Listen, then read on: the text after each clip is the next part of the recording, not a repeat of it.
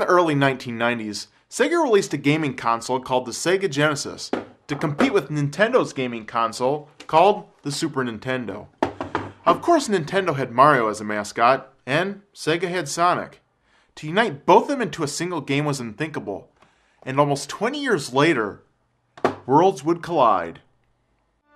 Mario vs. Sonic at the Olympic Games. Now, this should have been the most epic event anyone could hope to witness in our lifetime. But to my surprise, this game turns out to be the biggest piece of shit I ever played. And after only 5 minutes of this game, I got so bored I turned the game off. And after watching such an amazing intro, you'd probably think to yourself that you probably just purchased a great game. But don't be fooled, because graphics alone just can't carry this game. This game is a travesty at every turn, and for Nintendo to release it for a whopping $50 is highway robbery.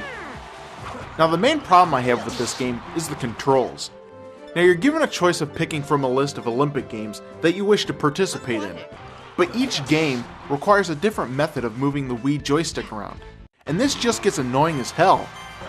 How come games these days are so fucking confusing to play? Whatever happened to picking up a controller and just playing a game?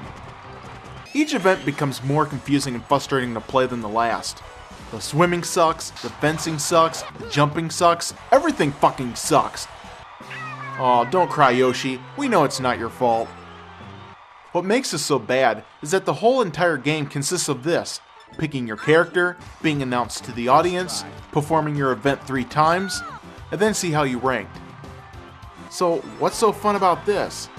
It's actually pretty fucking boring. And nothing cool or even exciting happens in this game. And if Bowser loses, they don't even let you go into the audience and kill a few spectators. Damn, that would have been cool. Instead, I feel like the whole time I'm just sitting back waiting for something to happen. Now, I really hate to admit it, but there was actually one thing I did find enjoyable about this game. And that would be the trampoline event. Now, the objective here is to tap all the buttons in succession while you're up in the air. Now, if you ask me, this is the best idea out of the entire game. It's just too bad they couldn't implement any other fun ideas into the rest of this game, because, well, they could have used it. Now, I'm going to cut this review kind of short because, well, this is pretty much it. And this game just ends up being both a waste of time and money. I just really feel bad for anybody who bought this game, because it really falls short of being fun and crazy, like a real Mario vs. Sonic game should have been. So if you were hoping for a game where you could actually pit Mario and Sonic together in a real fight, you're just going to have to wait until Super Smash Bros. Brawl comes out. Mario and Sonic ends up being one of the most boring and frustrating games I've played in a long time. If you see this sitting anywhere, just keep on walking because it's just not worth your time.